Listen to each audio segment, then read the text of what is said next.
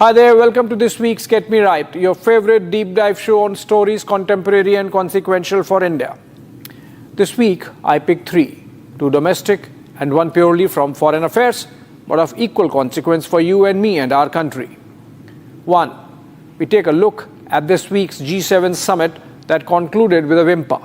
G7 began as an elite group with considerable power to influence world events, but has shrunk to a talk shop with little impact.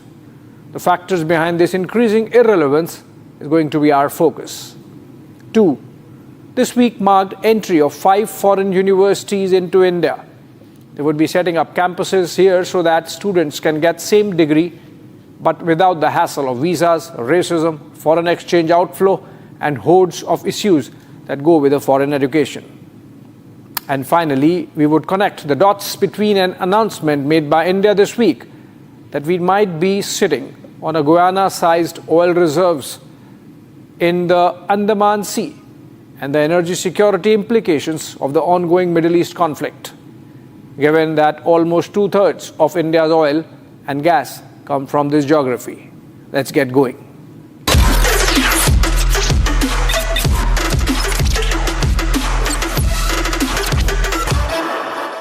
The G7 used to be the G8.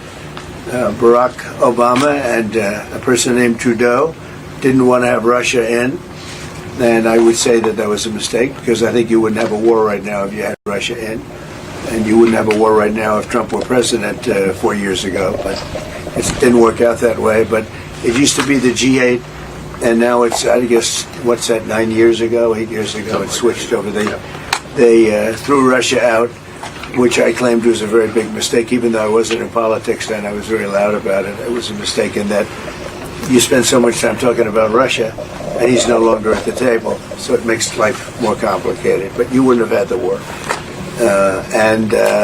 Other than that, I think we're going to accomplish a lot, and I expect to. And I think our primary focus will be trade, and trade with Canada, and I'm sure we can work something out.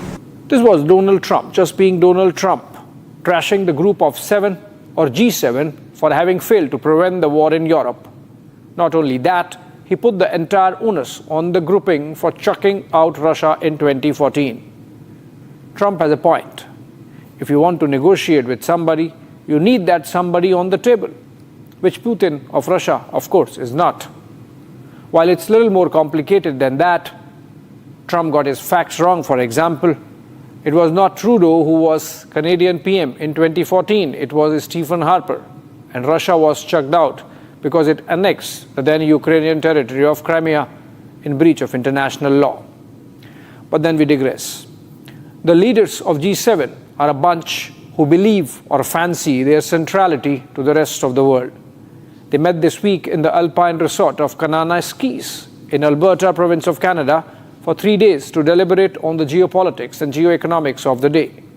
This time also, from the AI revolution to quantum computing, from forest wildfires to migrant smuggling, from the war in Europe to the one in the Middle East, they opined on everything under the sun, like they did a year before or the year before that, but no impact. G7 used to set the agenda and rest of us would follow. Not anymore.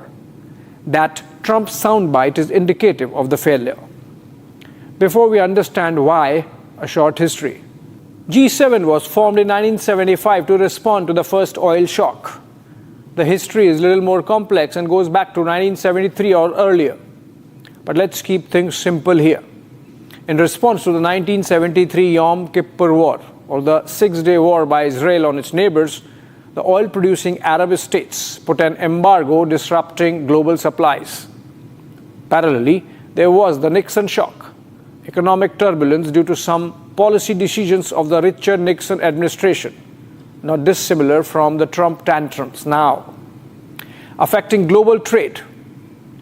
Taken together, the world economy hit recession and went into a tailspin. World Bank and the IMF failed to tide over the crisis. It was a moment of reckoning for the first world. The 6 advanced economies of that time, USA, UK, West Germany, France, Italy, and Japan, met in France to tide over the crisis. They released a 15-point charter calling for free trade, multilateralism, rapprochement with the Soviet Russia-dominated Eastern Bloc, and a dialogue with the developing Third World. Since money is power, geoeconomic also became geopolitical.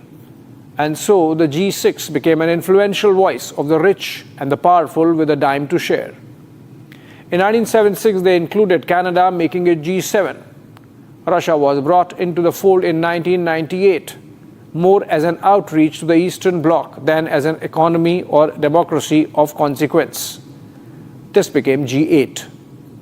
There were some visible efforts, giving money to build a shelter over the Chernobyl reactor, starting the debt restructuring program for the poorest 42 nations of the world in the 1990s.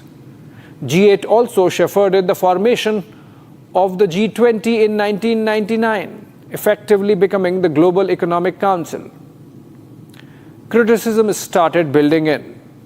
The group had a clear Eurocentrism, but for Japan, it was more an alliance of the transatlantic consensus between America and Europe. 90% of the population was excluded. While it sought to champion liberal democracy, the group by itself was distant from any democratic structure, more a clique of the rich. The 2008 global financial crisis unraveled the aura, when the G7 finance ministers concluded in exasperation that individual nation-states had to devise their own plans to deal with it.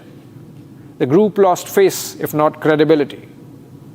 From the shadows emerged the G20, which is proving to be a more effective and democratic arrangement to oversee the world economic order. It has the heft of both population size and GDP. Against G7's 10% population, G20, or 21 now, including the African Union, has 85% of the world population covered. In terms of GDP, G21 accounts for 80% against G7's 45%. And while they lag in per capita terms on most parameters, the non-G7 member states of G21 taken together have almost equal heft in terms of economic weight. Once a symbol of strategic unity, it now presents a picture of internal dissent and discord. Look at these pictures. Giorgia Meloni's eye roll at French President Macron went viral. Trump talked down Macron through this post. Then this wink of PM Mark Carney of Canada while seemingly mocking Trump. Trump himself has had a bouncy relationship with G7, to say the least. In his first term, he crashed out of the meeting after being called out for his tariffs that were against the free trade position of the grouping. This time, Trump again cut short his visit, ostensibly to oversee America's involvement in the Israel-Iran war, even as the rest of the leaders were calling for restraint and de-escalation. The free trade agenda lies in tatters. At the summit venue, Trump and Keir Starmer showcased a UK-US trade deal. Everyone is negotiating individual agreements with everyone else. The World Trade Organization lies in tatters. Ironically, if there's one nation still talking about a global trade regime, it's China. Though, of course, Beijing too is busy cutting deals. If 2008 crisis was the beginning of the unraveling by the COVID crisis in 2020, G7 had completely ceded control to G20 and even the Quad, both groupings in which India is a member. The fact that India has been invited to last 7 of G7 summits on the trot is indicative of our growing heft as an economy of consequence. More examples of G7 in crisis. In April last year, G7 decided to phase out coal as a source of energy by the 2030-2035 window. Same year, Germany returned back to coal, facing shortages due to the Nord Stream collapse. Earlier this year, at the Munich Security Conference, US Vice President J.D. Vance hectored and harangued Europe. The transatlantic consensus is broke, so is G7. Once a symbol of strategic unity, G7 now reflects deep internal contradictions on trade, tariffs, climate, energy, and security. The threat that I worry the most about vis-a-vis Europe is not Russia, it's not China, it's not any other external actor. And what I worry about is the threat from within, the retreat of Europe from some of its most fundamental values, values shared with the United States of America. Only on China, perhaps, there might be consensus still, but that too stops at diagnosing the malaise.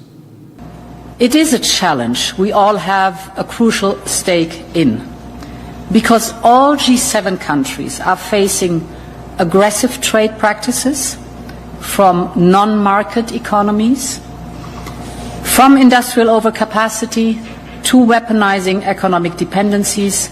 These practices must be addressed.